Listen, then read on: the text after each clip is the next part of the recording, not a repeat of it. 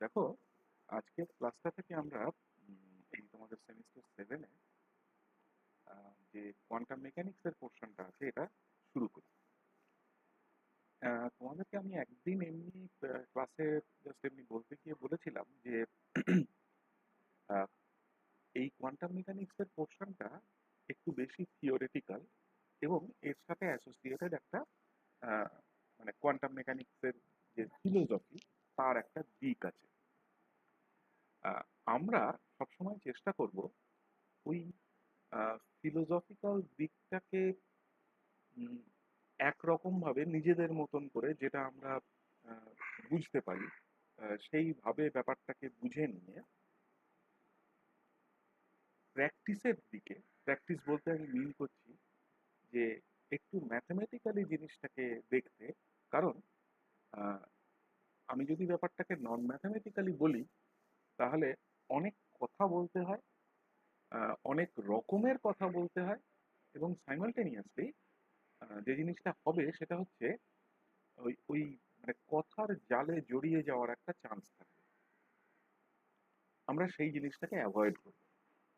আমরা যেটা করব সেটা বেসিক্যালি হচ্ছে আমরা একটা স্পেসিফিক অ্যাপ্রোচ নেব, অ্যাপ্রোচ নিয়ে ব্যাপারটাকে বুঝবো এবং সেই বোঝা জিনিসটাকে আমরা ইমপ্লিমেন্ট করব, সেই বোঝা জিনিসটাকে আমরা অ্যাপ্লাই করব। লক্ষ্য করবে, আমি তোমাদের যখন সেমিস্টার 4-এ প্রথম কোয়ান্টাম মেকানিক্স পড়াই, তখন আমি তোমাদেরকে কোয়ান্টাম মেকানিক্সের পস্টুলেট গুলো সম্বন্ধে বলেছিলাম।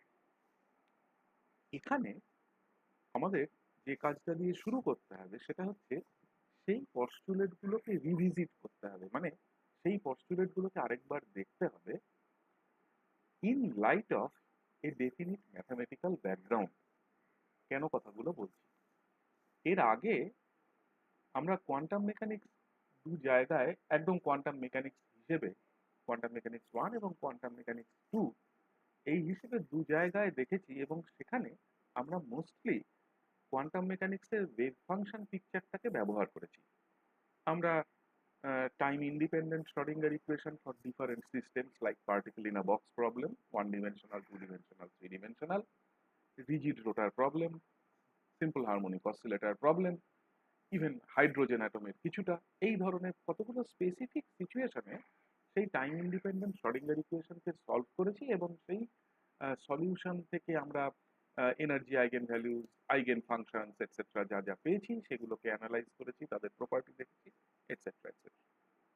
এখানে আমরা একটু অন্যরকম ভাবে ব্যাপারটাকে দেখব। যেহেতু আমি একটু আগেই বললাম যে কোয়ান্টাম মেকানিক্সের পস্টুলেট গুলোকে রিভিজিট করব, এই কোয়ান্টাম মেকানিক্সের পস্টুলেট গুলোকে রিভিজিট করার সাথে সাথে আমরা যে ওয়েভ ফাংশন পিকচার অলরেডি দেখে এসেছি সেই ওয়েভ ফাংশন পিকচারের সাথে সাথে আমাদের অন্য আরো রিপ্রেজেন্টেশন বা পিকচার অফ কোয়ান্টাম মেকানিক্স আছে। আমরা সেই পিকচারগুলোকে একটু শেখার চেষ্টা করব। তার মধ্যে সবচাইতে গুরুত্বপূর্ণ যে পিকচারটা আমাদের জন্য, সেটা হচ্ছে ম্যাট্রিক্স রিপ্রেজেন্টেশন। সেই ম্যাট্রিক্স পিকচার বা ম্যাট্রিক্স রিপ্রেজেন্টেশন তাকে আমরা বোঝার চেষ্টা করব এই জায়গাটা। নোটিস করো, আমি তোমাদের যে এই সেমিস্টার 7-এর যে সিলেবাস, সেই সিলেবাসে একটা পোর্শন, জাস্ট ওই প্রথম লাইনের একটা অংশকে আমি হাইলাইট করে রেখেছি। আমাদের নেক্সট কয়েকটা ক্লাসে এই জায়গাটাকে আমাদের স্পষ্ট করতে হবে। দেখো, এখানে ওই পিকচার্স অ্যান্ড রিপ্রেজেন্টেশন কথাটা আছে, দিস ইজ ভেরি ইম্পর্টেন্ট। এই যে পিকচার্স অ্যান্ড রিপ্রেজেন্টেশন যে শব্দ দুটো, এই শব্দ দুটোর মধ্যেই ওই ফিলোসফিও লুকিয়ে আছে, ওই নতুন অঙ্কের জায়গাটাও লুকিয়ে আছে। আমরা চেষ্টা করব ওই ফিলোসফিটাকে যতটা গাণিতিকভাবে বা ম্যাথমেটিক্যাল ওয়েতে বোঝা যায় সেই বোঝার চেষ্টাটা আমরা এখানে করব। সো লেট আস স্টার্ট। আমরা আজকের ক্লাসটায় যেটা করব সেটা হচ্ছে যে বেসিক্যালি ফার্স্ট পস্টুলেটটা দিয়ে স্টার্ট করব। এখন এই প্রথম পস্টুলেটটা, ডিপেন্ডিং অন সিচুয়েশন বা আমি কোন বই থেকে দেখছি বা কোন জায়গা থেকে পড়ছি, আহ, নানান রকম ভাবে স্টেট করা থাকে। আমরা আমাদের মতো করে এই ফার্স্ট পস্টুলেটটাকে দেখার চেষ্টা করি। ফার্স্ট পস্টুলেট কি বলে? ফার্স্ট পস্টুলেট বলে যে অ্যাট ইচ ইনস্ট্যান্ট, মানে প্রত্যেক মুহূর্তে, at each instant, what do we observe? The state of a physical system, the state of a physical system, state মানে অবস্থান, of a physical system, right, is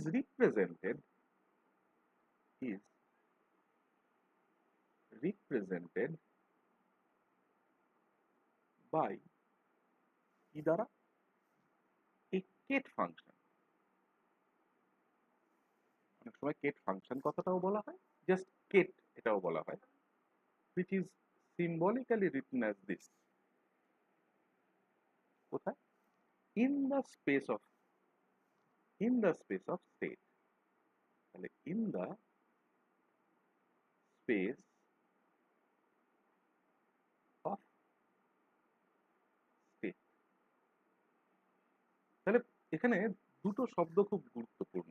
একটা হচ্ছে এই কেট, যাকে আমি এইরকম একটা সিম্বল দিয়ে রিপ্রেজেন্ট করেছি, আরেকটা হচ্ছে এই স্পেস অফ স্টেট। এটার মানে কি? আমরা এই দুটো জিনিসকে একদম স্পষ্ট করার চেষ্টা করব, ঠিক আছে? প্রথমেই বলি যে এই যে যাকে আমি স্পেস অফ স্টেট বা স্টেটস বলছি, this is essentially a vector space. তাহলে দিস স্পেস অফ স্টেট, এই স্টেটগুলো যে স্পেসে বিলং করে তাকে আমি স্পেস অফ স্টেটস বলছি। So this space of states is essentially a vector space. আমি ভেক্টর স্পেস মানে কি বলবো? অর্ডিনারিলি ভাবো যে আমার কাছে যদি একটা থ্রি ডিমেনশনাল কার্টেসিয়ান স্পেস থাকতো, যার তিনখানা অ্যাক্সিস এক্স ওয়াই এবং জেড, এই তিনটে অ্যাক্সিসের মধ্যে মিউচুয়াল রিলেশনশিপটা আমাদের জানা, যে this three axes are essentially orthogonal to one another, প্রত্যেকটার সাথে প্রত্যেকটার মধ্যবর্তী অ্যাঙ্গেলটা 90 ডিগ্রি করে। তাহলে একটা অর্ডিনারি থ্রি ডিমেনশনাল স্পেস আমার কাছে থাকলে, সেই থ্রি ডিমেনশনাল স্পেসে ধরা যাক এটা এক্স, এটা ওয়াই, এটা জেড, তাহলে এই থ্রি ডিমেনশনাল স্পেসে আমি অগণিত ভেক্টর আঁকতে পারি।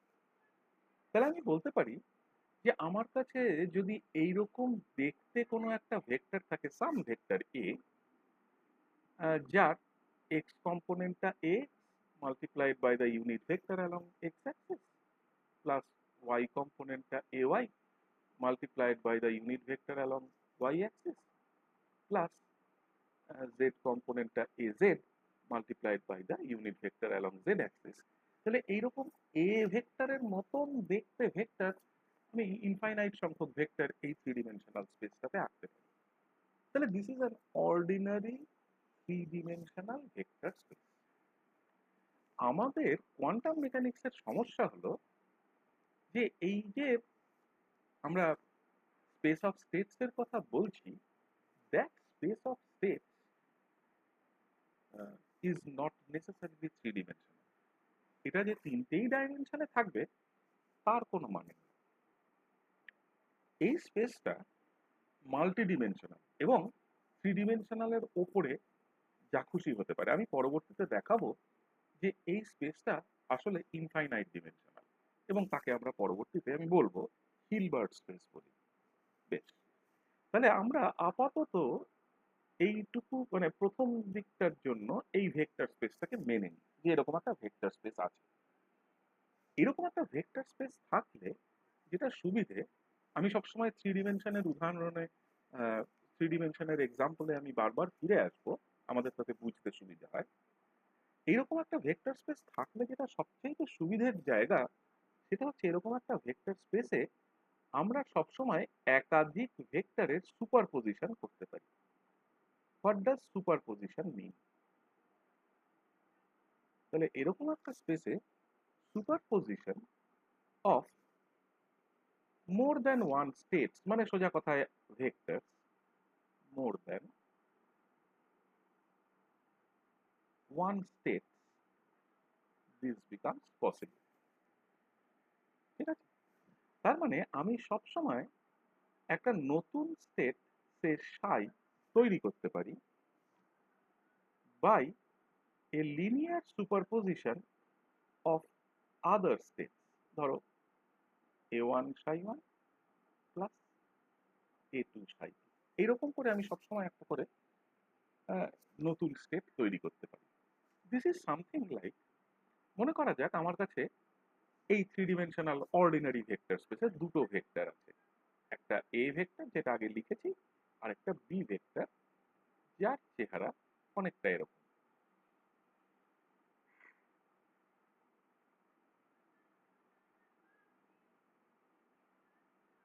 রাইট, আমি এবার চাইলে এই অর্ডিনারি থ্রি ডিমেনশনাল ভেক্টর স্পেসে এই দুটো ভেক্টরকে আমি লিনিয়ারলি সুপারপোজ করতে পারি, করে একটা নতুন ভেক্টর সাম ভেক্টর সি তৈরি করতে পারি। কিভাবে? আমি বললাম যে alpha times a vector plus some beta Times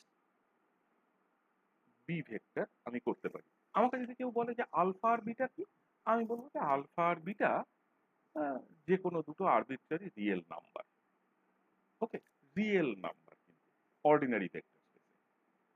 তার মানে এই লজিকটাই যদি আমি আমার এই কোয়ান্টাম মেকানিক্যাল ভেক্টর স্পেসে নিয়ে আসি, লজিকটা সামান্য পাল্টে আসে। কিরকম কতটা পাল্টায়? প্রথমেই লক্ষ্য করো এখানে আলফা আর বিটার যা সিগনিফিক্যান্স, এখানে A1 আর A2 এর সিগনিফিক্যান্সটা অনেকটা সেরকম।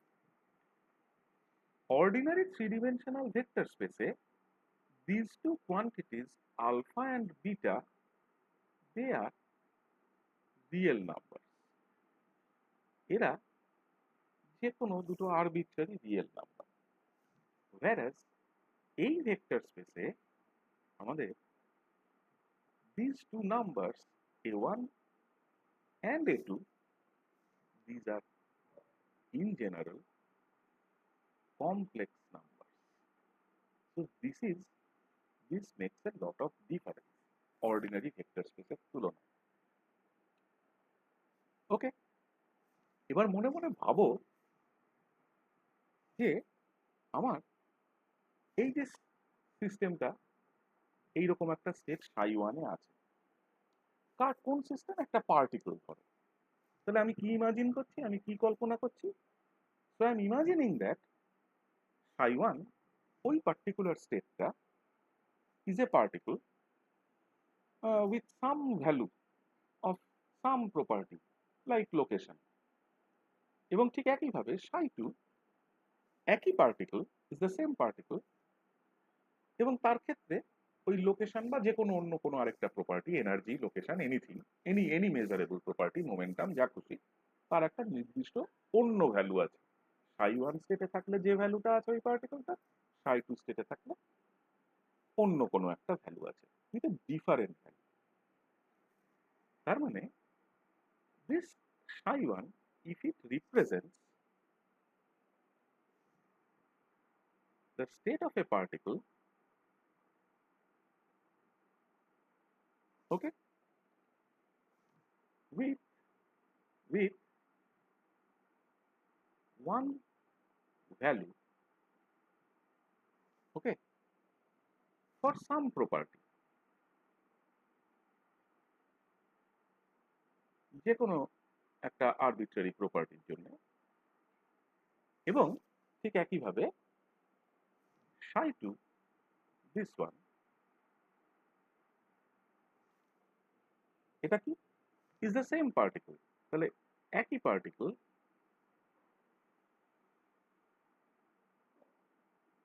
same particle with a different value of the property, with a different value of the property।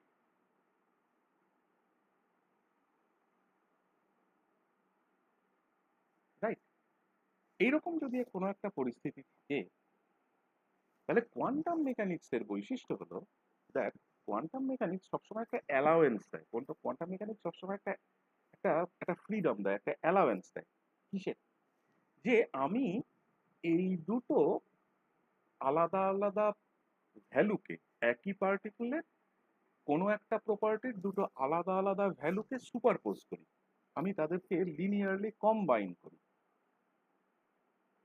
Particle দুটোর আলাদা আলাদা প্রপার্টি, মানে আলাদা আলাদা ভ্যালু অফ প্রপার্টি। ধরো আমি এনার্জি বললাম, তাহলে সাই ওয়ান, এই স্টেটটা has an energy say E1, psi two has some other energy say E2। Quantum mechanics আমাকে সবসময় অ্যালাও করে, কোয়ান্টাম মেকানিক্স আমাকে সবসময় এই ফ্রিডমটা দেয় যে আমি এই দুটো ভ্যালুকে লিনিয়ারলি কম্বাইন করি, কম্বাইন করে আমি একটা সুপারপোজড বা একটা এরকম কম্বাইন্ড স্টেট দেখি অফ দ্য সেম পার্টিকেল।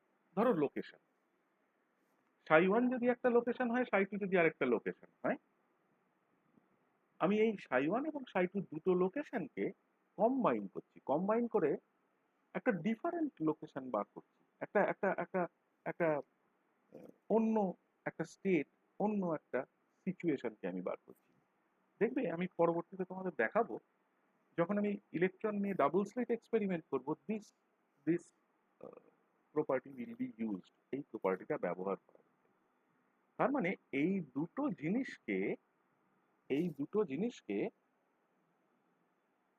আমার কম্বাইন করা সম্ভব, সেই কারণেই আমি এই কম্বাইন্ড স্টেট সাইটা লিখতে পারছি।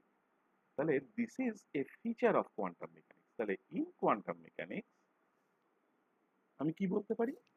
আমি বলতে পারি দ্যাট অ্যালাওয়েন্স বা ফ্রিডম, ওকে, ইজ গিভেন। এটা, এই ফ্রিডমটা আমাকে দেওয়া হয়েছে, এই ফ্রিডমটা আমরা এনজয় করতে পারি, is given to superposition of state. আমি স্টেটগুলোর সুপারপজিশন করতে পারি, সুপারপজিশন অফ স্টেট,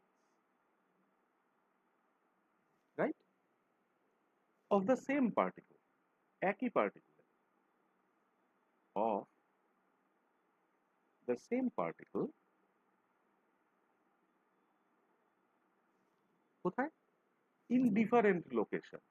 আমি যদি প্রপার্টিটা, আমার লোকেশনটাই আমার প্রপার্টি হয়, তাহলে ইন ডিফারেন্ট লোকেশন, ওকে। তাহলে আমি যদি এই প্রপার্টিটাকে এখানে বলি, আমার প্রপার্টিটা যদি লোকেশন হয়, তাহলে আমার এটা বুঝতে সুবিধা, রাইট? এবার দেখো, কোয়ান্টাম মেকানিক্সের ফিচার হলো যে এই যে স্পেস অফ স্টেট আমি পেলাম, তার মানে আমার এই স্পেস অফ স্টেটস এর মধ্যে সেই কোয়ান্টাম মেকানিক্যাল পার্টিকেলটার একটা খুব ইন্টারেস্টিং জিনিস হচ্ছে, ভাবো যে আমার কোয়ান্টাম মেকানিক্যাল পার্টিকেলটা একটা পার্টিকেল ইন আ বক্স। তাহলে একটা পার্টিকেল ইন আ বক্সের ওয়েভ ফাংশনের চেহারা ভাবো। যদি বক্স লেন্থ এ হয়, তাহলে square root of 2/a sine of n πx/a, one dimensional box.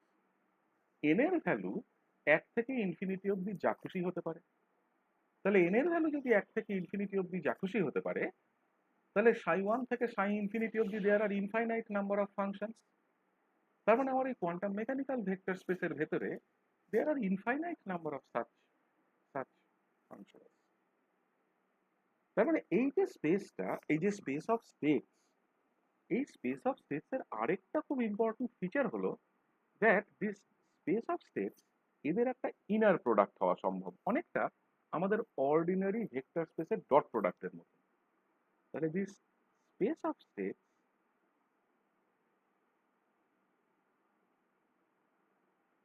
this space of states comes with the concept, with the concept of what? Concept of an inner product of an inner product। আমি এই inner product কথাটাকে আমি highlight করছি, গুরুত্ব দিচ্ছি। তাহলে সেই inner প্রোডাক্টটাকে আমরা কিভাবে রিপ্রেজেন্ট করব?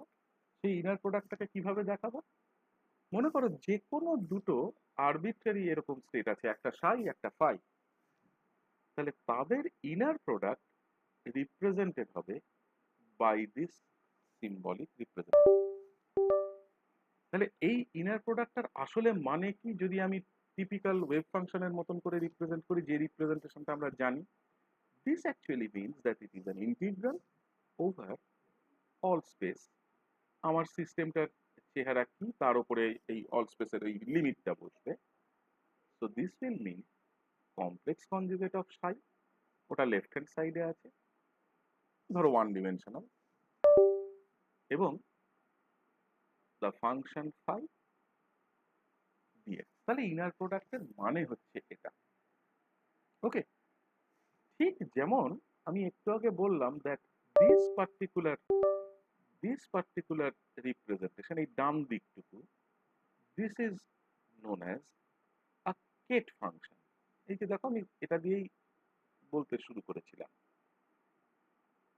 এই ইনার প্রোডাক্টের লেফট হ্যান্ড সাইডটা, যেখানে দেখো ইনার প্রোডাক্টটাকে আমি জাস্ট ঘুরিয়ে লিখেছি, এই ইনার প্রোডাক্টের এই লেফট হ্যান্ড সাইডটা, দিস পোর্শন, ঠিক এটাকে যেমন আমরা বলি ket function, we call this portion as the bra function.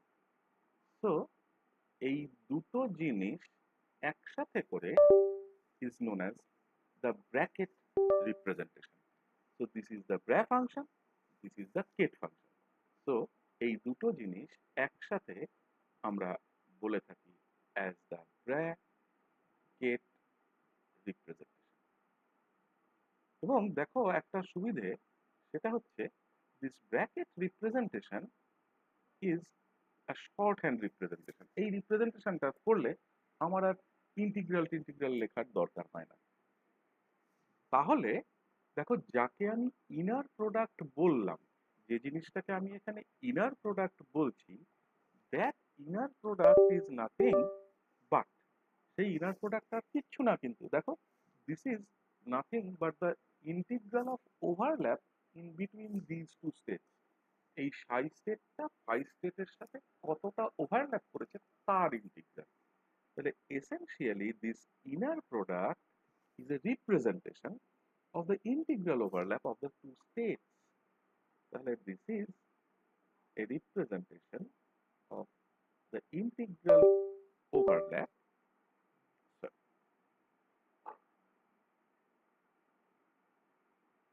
overlap of the two states.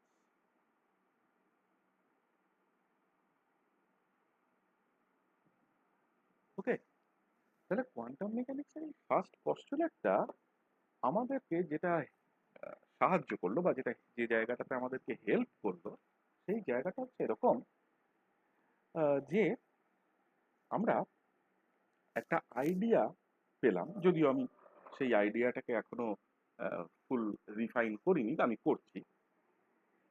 একটা আইডিয়া পেলাম যে আমাদের এই কোয়ান্টাম মেকানিক্সের ভেক্টর স্পেসটা কিরকম দেখতে হবে। Okay, so let us refine this idea. এই আইডিয়াটাকে একটু রিফাইন করি। এইবার ভাবো, আমাকে কেউ প্রশ্ন করলো যে এতদিন আমরা এই লাস্ট দুটো সেমিস্টারে যেখানে যেখানে আমরা কোয়ান্টাম মেকানিক্স পড়েছি, আমাদের কেউ প্রশ্ন করে যে আচ্ছা, তার মানে আমি একটা টিপিক্যাল, একটা ট্র্যাডিশনাল ওয়েভ ফাংশনের রিপ্রেজেন্টেশন আছে, সেই ওয়েভ ফাংশনের রিপ্রেজেন্টেশন থেকে আমি এই ব্র্যাকেট রিপ্রেজেন্টেশনের দিকে যাব। How do I proceed? আমার প্রশ্নটা ফলো করো। আমার প্রশ্নটা হচ্ছে এরকম যে আমি ওয়েভ ফাংশনের রিপ্রেজেন্টেশন আছে, তার থেকে আমি ব্র্যাকেট রিপ্রেজেন্টেশনে যাব। তাহলে আমি আমার যাওয়ার রাস্তাটা কি হবে? How do I proceed? That is the question. এবার দেখো, এই প্রশ্নটার উত্তরটা দিতে গেলে আমাদের এই যে যে রিপ্রেজেন্টেশন আমরা এখন শিখছি, এই রিপ্রেজেন্টেশনের জায়গাটাকে আমার স্পষ্ট করতে হবে। তাহলে what I am trying to do? I am trying to move from the wave function. আমার কাছে wave function আছে।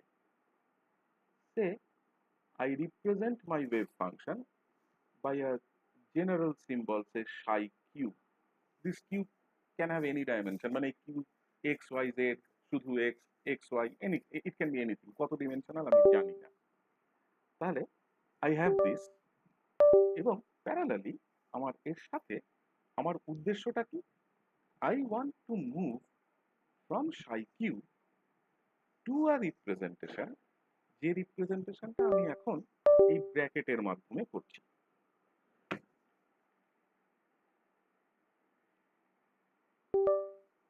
ওকে, to the state, তাহলে এটাকে স্টেট ভেক্টর বলি, to the state vector this.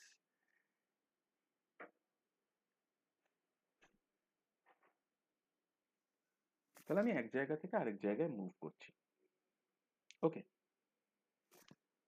Mind it, আমি যখন ফাংশন নিয়ে কথা বলছি, জাস্ট দ্য ওয়েভ ফাংশন, তাহলে আমার এই ফাংশনটা কিন্তু একটা ট্র্যাডিশনাল টিপিক্যাল একটা ফাংশনের যা যা property, that it is a continuous function, কারণ আমরা তো ওর ডেরিভেটিভ বার করি, ফার্স্ট ডেরিভেটিভ বার করি, সেকেন্ড ডেরিভেটিভ বার করি।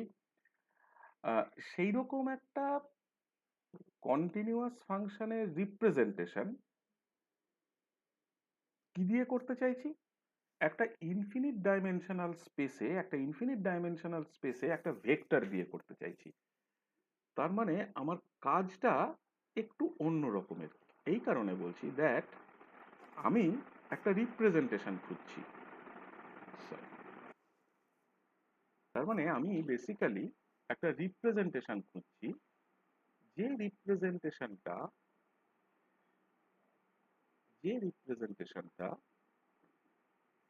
একটা কন্টিনিউয়াস ফাংশনের of A continuous function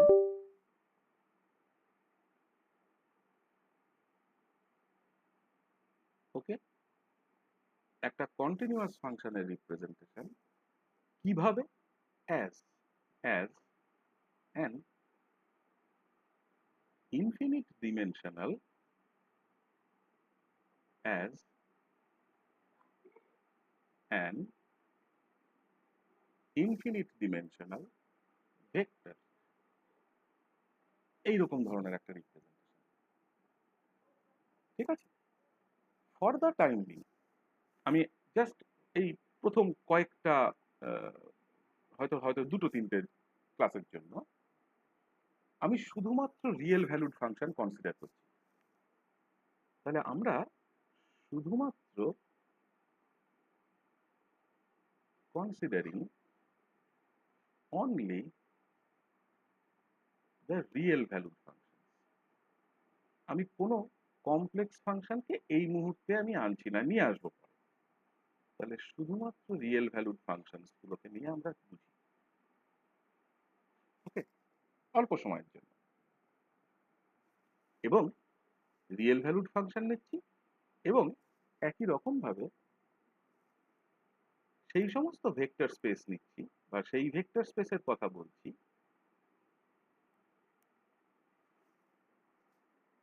over real field. অর্থাৎ আমার ভেক্টর স্পেসটাকে আমি রিয়েল রাখছি।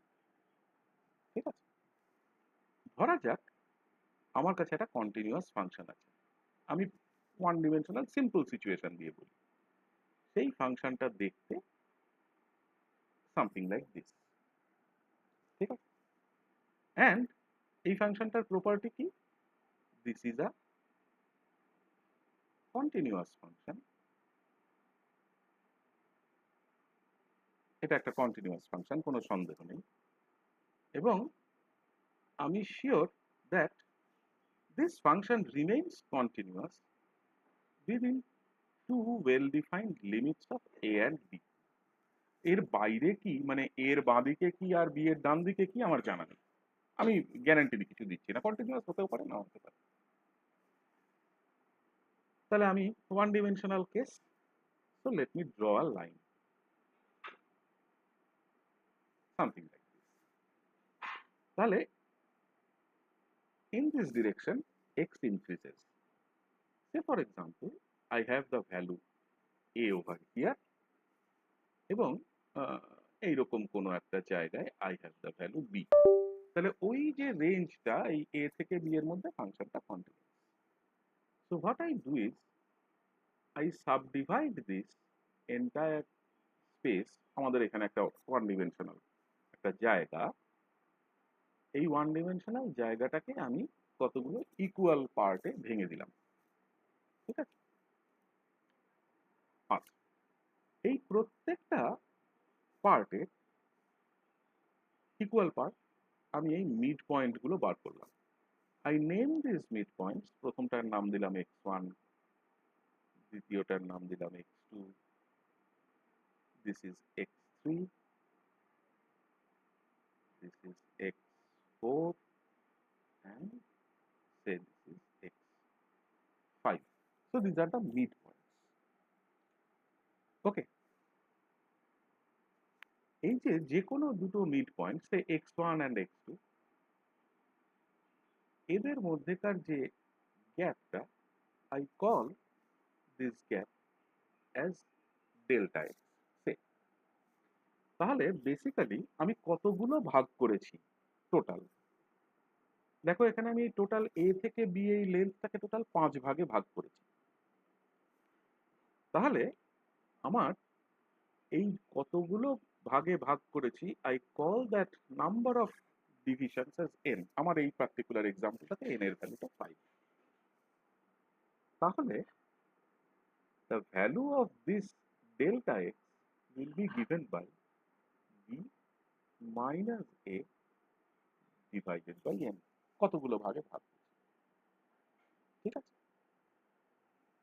তাহলে এই যে ডেল্টা এক্স বলে যে গ্যাপটার কথা আমি বলছি, this gap is essentially a division into n numbers of non-overlapping intervals.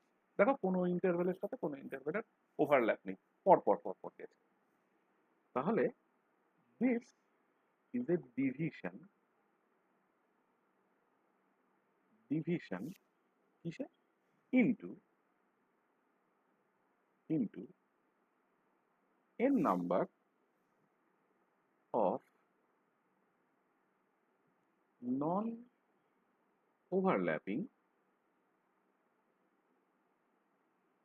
intervals, right? তাহলে n number of non overlapping intervals আমি ভাগ করলাম। দেখো আমি যেভাবে এখানে এই পুরো নাম্বার লাইনটাকে ভাগ করেছি, একটা জিনিস খুব ক্লিয়ার, সেটা কি, আমি যদি x1 এর কোনো ভ্যালু চাই, what I have to do, আমাকে a থেকে স্টার্ট করতে হবে and I have to add to a delta x divided by 2, আমি x1 এ পৌঁছে যাব। ঠিক একইভাবে আমি যদি x2 এ যেতে চাই, তাহলে I will start from x1 and add delta x, আমি x2 তে চলে যাব।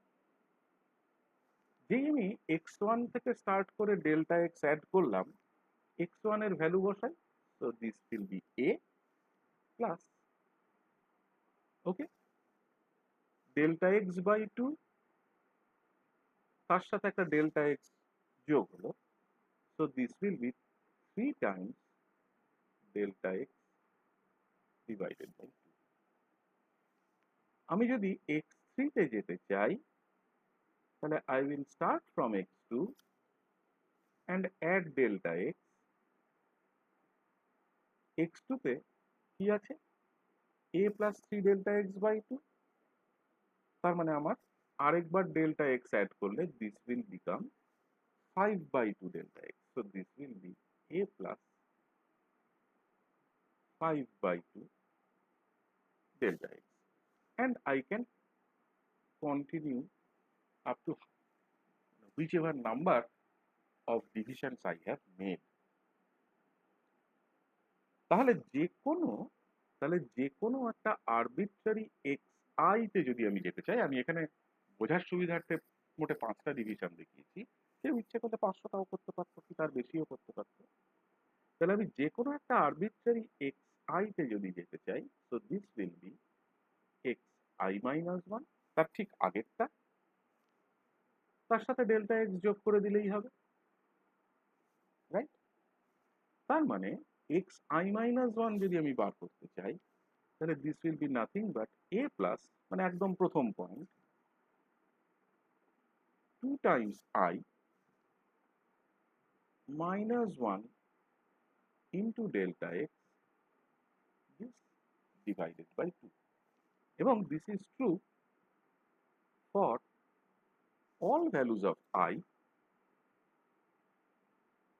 আমি যতগুলো খুশি ডিভিশন করে থাকি না কেন, একদম n অবধি, প্রত্যেকটার জন্য এটা সত্যি। তাহলে দেখো আমি কি করলাম। আসলে আমার কাছে একটা ওয়ান ডিমেনশনাল ফাংশন ছিল which was continuous।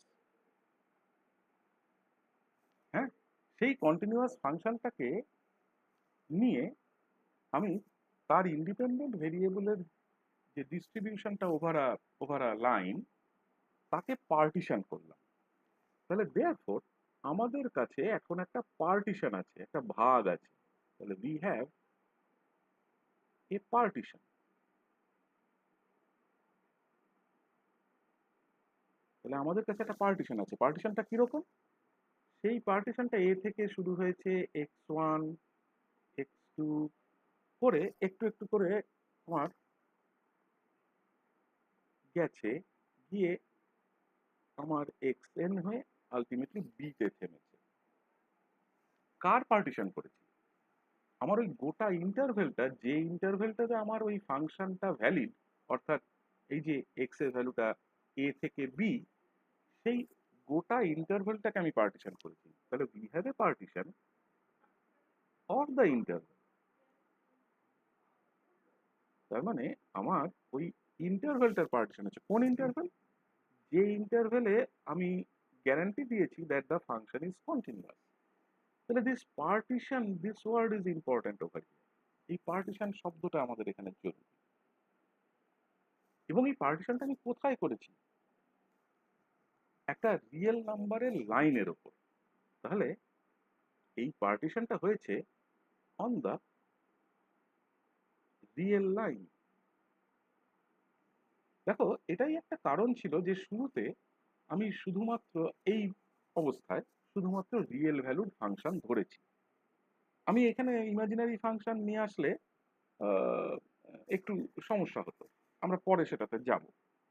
তাহলে এই পার্টিশনটা আমাদেরকে কি সাহায্য করে, মানে আমাদের পার্টিশনটা আমাদের আমাদের জন্য কি পাল্টালো?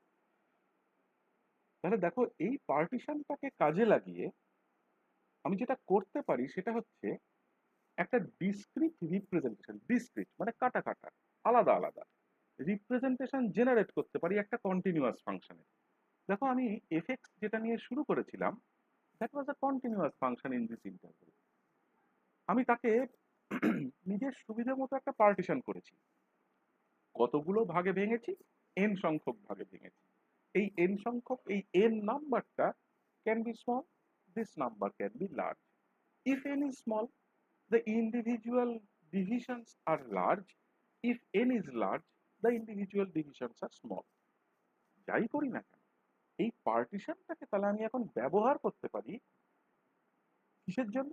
আমার একটা কন্টিনিউয়াস ফাংশনের ডিসক্রিট রিপ্রেজেন্টেশন তৈরি করার জন্য। তাহলে this is something important.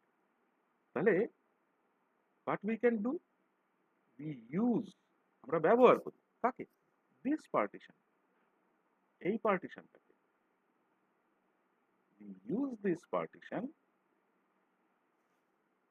to generate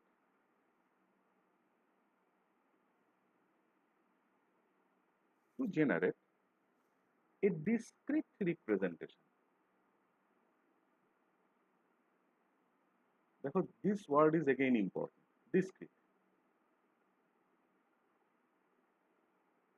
আমরা একটা discrete representation তৈরি করার জন্য কার? of the continuous function,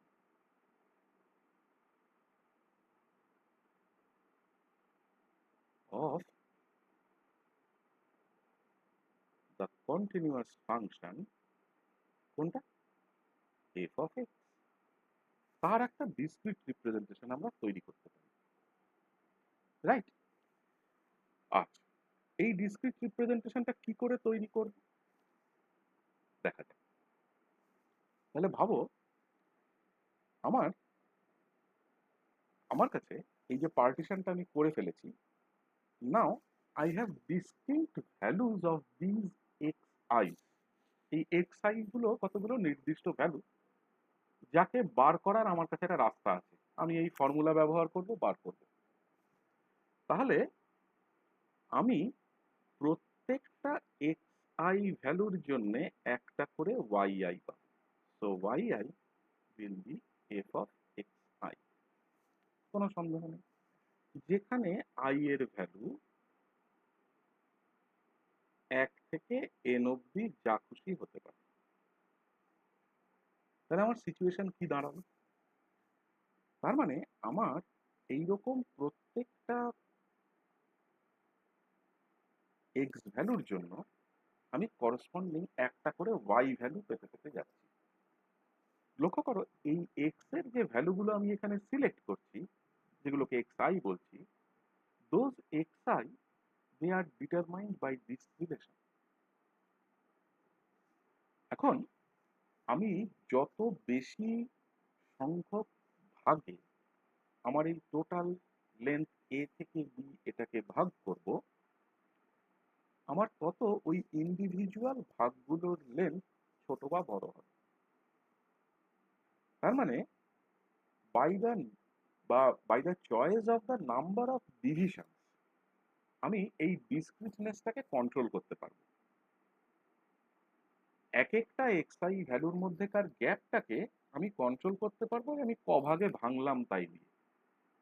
এই লাইনটাকে আমি যদি 50 ভাগে ভাঙি, তাহলে এক একটার যা গ্যাপ হবে তার থেকে অনেক ছোট গ্যাপ হবে যদি আমি এই লাইনটাকে 500 ভাগে ভাঙি। তার মানে কতটা ডিসক্রিট সেইটাকে আমি কন্ট্রোল করতে পারছি বাই দিস চয়েস। তাহলে আমি যখন এন নাম্বার অফ ভাগে ভাঙবো, তাহলে আমার কাছে for N number of divisions, আমি যদি এন নাম্বার অফ ডিভিশনস করি, তাহলে তার জন্যে আমি y1 y2 করে আপ টু yn এইরকম ভ্যালুজ অফ y পাবো। যত বেশি ভাগ করব তত বেশি ভ্যালু পাবো।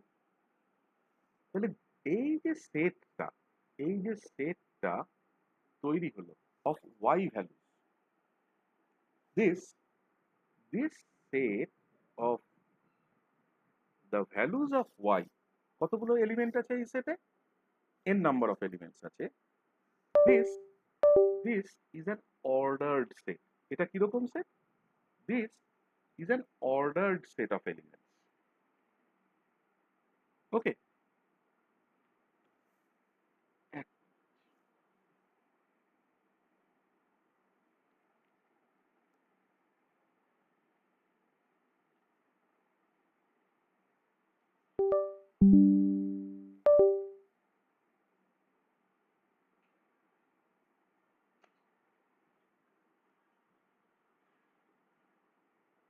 This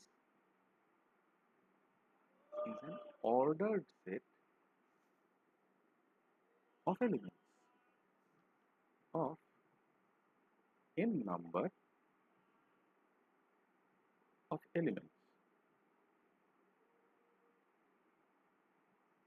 ঠিক আছে? এই ধরনের একটা ordered set of n number of elements generates an n dimensional real vector space, ঠিক আছে? তাহলে কি বলছি? such an ordered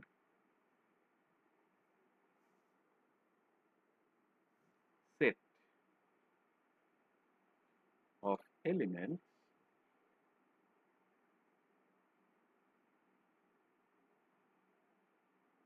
generates a real n-dimensional, একটা real n-dimensional ভেক্টর স্পেস তৈরি করে। ভেক্টর স্পেস তৈরি করে। ওকে, কেন রিয়েল বলছি? বিকজ টু বিগিন উইথ, লক্ষ্য করো আমি সবসময় এখানে রিয়েল ফাংশন নিয়ে কাজ করেছি, সেই কারণে আমি এতটা গ্যারান্টি দিয়ে বলতে পারছি যে হ্যাঁ ওকে, আমার এখানে সত্যি সত্যি এই পুরো ঘটনাটাই একটা রিয়েল স্পেসে ঘটছে। উই রিপ্রেজেন্ট দিস, এইটাকে আমরা রিপ্রেজেন্ট করি বাই সামথিং লাইক দিস। ধরা যাক আমি একে বললাম সাম এফ ডি, তাকে কিভাবে লিখবো? So this is an ordered set y1, y2, say y3 and so on করে yn অবধি গেছে। এই ডিটা কেন লিখছি? This letter symbol d represents the discrete nature or the discrete character of these set. তাহলে দেখো একটা কন্টিনিউয়াস ফাংশন ছিল আমার এফএক্স, তার আমি একটা ডিসক্রিট রিপ্রেজেন্টেশন তৈরি করে ফেললাম। তাহলে একটা কন্টিনিউয়াস ফাংশনের ডিসক্রিট রিপ্রেজেন্টেশন তৈরি করার এটা একটা রাস্তা, রাইট? এখন আমার কাছে যদি যে কোনো একটা এরকম ওয়াই বলে একটা এরকম ফাংশন থাকে, যার ভ্যালু আমি ওই যে এফ অফ, এই যে এখানে করেছি এফ অফ এক্স আই করে বার করছি, এইটাকে আমরা বলে থাকি as the ith coordinate of f d, যে কোনো একটা ভ্যালু। ওকে, তাহলে any any any y i, এটাকে আমি কি বলবো? is the ith coordinate, is the ith coordinate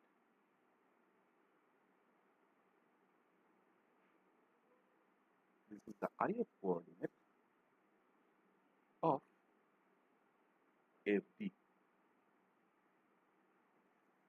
একবার ওই পুরনো 3 dimensional ভেক্টর স্পেসটায় ফিরে যাও, আমাদের ওই রিয়েল 3 dimensional ভেক্টর স্পেসে যাই। দেখো এই রিয়েল 3 dimensional ভেক্টর স্পেসে আমাদের 3টে কোঅর্ডিনেট আছে এক্স ওয়াই জেড। তাহলে ঠিক যেমন এই 3 dimensional ভেক্টর স্পেসে এক্সটা একটা কোঅর্ডিনেট, আমার এই n-dimensional রিয়েল ভেক্টর স্পেসে যে কোনো একটা ওয়াই একটা কোঅর্ডিনেট। ওকে, তার মানে আমি এই ভেক্টর স্পেসের যে কোনো একটা ভেক্টরকে শুধু মাথায় রাখবো যে আমার অর্ডিনারি 3 dimensional ভেক্টর স্পেসে কি ছিল? 3 dimensional ভেক্টর স্পেসে যেহেতু 3টেই কোঅর্ডিনেট ছিল, তাহলে প্রতিটা vector represented on this 3 dimensional vector space will have only 3 possible components, x দিকে একটা, y এর দিকে একটা, z এর দিকে একটা। আমার এই n-dimensional ভেক্টর স্পেসের সমস্যা হলো যে আমি তো আর একে দেখাতে পারবো না। তাহলে n-dimensional ভেক্টর স্পেসের সমস্যা হলো যে 3টের জায়গায় আমার এখানে আসলে n সংখ্যক অ্যাক্সিস আছে। তাহলে n সংখ্যক অ্যাক্সিস থাকা মানে আমি যদি ওই n-dimensional ভেক্টর স্পেসের কোনো একটা ভেক্টরকে লিখি, তাহলে তার কতগুলো কম্পোনেন্ট হবে? n সংখ্যক কম্পোনেন্ট হবে। সো এই n-dimensional ভেক্টর স্পেসের প্রপার্টি এটাই। ঠিক যেমন আমি এখানে একটা 3 dimensional ভেক্টর স্পেসের ক্ষেত্রে 3টে ইউনিট ভেক্টর ইউজ করেছিলাম, এক্স এর বরাবর যে ইউনিট ভেক্টর সেটা সেটা আই, অ্যালং ওয়াই অ্যাক্সিস যেটা ইউনিট ভেক্টর সেটা জে, অ্যালং জেড অ্যাক্সিস যেটা ইউনিট ভেক্টর সেটা কে। এখানেও ঠিক একইভাবে আমার there will be n number of axes. তাহলে এই প্রত্যেকটা অ্যাক্সিসের ওপর দিয়ে প্রত্যেকটা অ্যাক্সিসের অ্যালং এ একটা করে আমি ইউনিট ভেক্টর পাবো, and all those unit vectors, কতগুলো ইউনিট ভেক্টর হবে? There will be n number of such unit vectors because the space is ultimately n dimensional. Is it clear? তাহলে এইরকম একটা n ডিমেনশনাল স্পেসে আমার যে কোনো একটা ভেক্টরকে রিপ্রেজেন্ট করতে গেলে আমার সুবিধে বা অসুবিধার জায়গা কি, যে আমাকে n সংখ্যক কম্পোনেন্টের কথা আমাকে মাথায় রাখতে হবে, right? So I have to keep in mind a total of n number of components to represent any such vector in this n dimensional real vector space.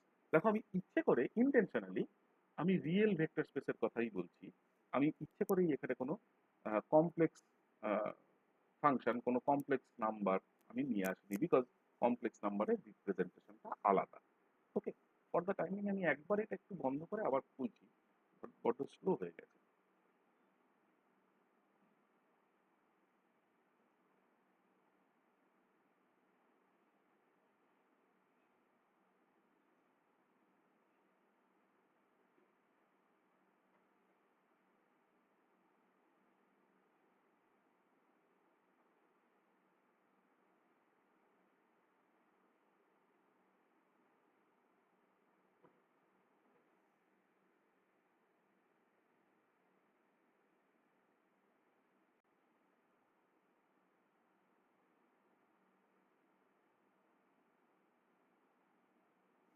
Right? তাহলে আমি এই যে আমার এফডি কে আমি লিখছিলাম, তাহলে এই যে কথাগুলো আমি এতক্ষণ বললাম তার রেসপেক্টে how do I write my FD, সবসময় ওই থ্রি ডিমেনশনাল রিয়েল ভেক্টর স্পেসটার কথা ভাবো। So FD is nothing but an ordered sequence of such y values, right? Let me write down component wise expression. ধরা যাক আমি প্রথম y1 টা লিখলাম। So what is y1? y1 আমাদের ওই a ভেক্টরটার ax এর মতো, তার সাথে there will be a unit vector যার 1 নম্বর ভ্যালুটা শুধু নন জিরো, বাকি সমস্ত ভ্যালুগুলো জিরো। তাহলে this is the first component, as if this is ax times this is the unit vector I, plus this is something like ay অর্থাৎ second component, তাহলে তার ইউনিট ভেক্টরটা দেখতে কিরকম হবে? দ্বিতীয়টা শুধু 1 হবে, বাকি সমস্ত 0, and I keep on doing this করে করে I reach the last component। তাহলে লাস্ট কম্পোনেন্ট হলে সমস্তগুলো 0, শুধু শেষের ভ্যালুটা 1। ওকে, তাহলে what is y1? y1 is nothing but f of x1. Unit vectorটার shorthand notation is small e1 kept, plus what is y2? y2 is nothing but f of x2. Unit vectorটার shorthand notation e2. What is y3? This is f of x3. Unit vectorটা kept e3, and I keep on doing this. Ultimately, finally আমি যেটা পাবো, yn is f of xn, unit ভেক্টরটা en। Okay, notice করো আমার ordinary Cartesian three dimensional স্পেসের রেসপেক্টে একটা তফাৎ। আমার অর্ডিনারি কার্টেসিয়ান থ্রি ডিমেনশনাল স্পেসে আমি যখন ভেক্টরগুলোকে রিপ্রেজেন্ট করছিলাম, এই ইউনিট ভেক্টরগুলোকে আমি একটা করে ক্যাপ দিচ্ছিলাম, ট্র্যাডিশনাল যে রিপ্রেজেন্টেশন, একটা করে ওই মাথায় একটা ক্যাপ বসাচ্ছিলাম, একটা হ্যাট বসাচ্ছিলাম, যেমন আমরা অপারেটরের ক্ষেত্রে দিই। এই ক্ষেত্রে ওই ক্যাপ হ্যাট কিছুর দরকার নেই, because the basic definition of the ket function manages all the things। তাহলে এই রিপ্রেজেন্টেশনটাতে আমি যখনই কোনো একটা এরকম ei ket লিখছি, so this ket actually belongs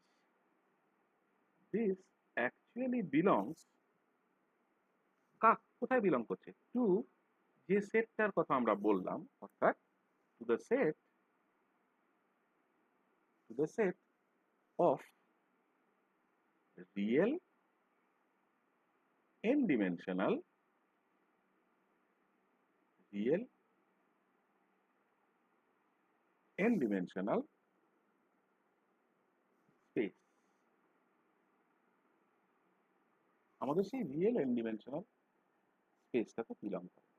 তাহলে আমি যে কোনো একটা EI কে রিপ্রেজেন্ট করতে পারি এইভাবে, যে কোনো EI। সেটা কিরকম? সমস্তগুলো 0, ওকে, শুধুমাত্র ith টার্মটা 1, তারপরে আবার বাকি সব 0। সো দিস ইজ এগেইন, এই যে 1টা আমি কোথায় পেয়েছি? only at the ith place. So this is 1 at the ith place, একমাত্র ith place এ এটা 1, ওকে। আর বাকি সমস্ত জায়গায় this is 0. So this is essentially how we represent the the vector space in quantum mechanics. যেটা খুব ইন্টারেস্টিং সেটা হচ্ছে যে দেখো, এই ভেক্টর স্পেস দিয়ে we started with a function। আমরা এমন একটা ফাংশন নিয়ে শুরু করেছিলাম যেটা একটা কন্টিনিউয়াস ফাংশন। একটা প্রপার রিপ্রেজেন্টেশনের মাধ্যমে, একটা প্রপার রিপ্রেজেন্টেশনের জন্য আমরা তাকে ডিসক্রিটাইজ করলাম, আমরা তার একটা ডিসক্রিট রিপ্রেজেন্টেশন তৈরি করলাম just by breaking down or just by subdividing আমার যে অ্যাভেইলেবল ফাংশন স্পেসটা ছিল তাকে, সেই ফাংশন স্পেসটাকে সাবডিভাইড করে করে we have created a discrete representation। সেই ডিসক্রিট রিপ্রেজেন্টেশনটার রেসপেক্টে আমরা পুরো জিনিসটা করলাম। আচ্ছা, এই সিচুয়েশনটাকে, এই যে তোমাদেরকে আমি যেটা এই আজকের ক্লাসে করে দেখালাম, এই ঘটনাটা, এটা তো একটা জেনারেল সিচুয়েশন, তাই না? এই জেনারেল সিচুয়েশনটাকে আমরা এক্সাম্পলের থ্রুতে কিছু একদম স্পেসিফিক এফেক্টস ধরে নিয়ে, কিছু একদম নির্দিষ্ট কতগুলো এফেক্টস ধরে নিয়ে আমরা এটা দেখাবো যে এইরকম একটা ফাংশন স্পেস কি করে তৈরি করা যেতে পারে। ঠিক আমরা এটা দেখব। তাহলে কালকের ক্লাসে what we will do is, আমরা এই ধরনের একটা ফাংশন স্পেস, একটা স্পেসিফিক এক্সাম্পলকে কনসিডার করে, এইরকম ধরনের একটা ফাংশন স্পেস তৈরি করার কথা, এইরকম ধরনের একটা ফাংশন স্পেসকে নিয়ে ভাবার কথা আমরা আগামীকাল ভাববো।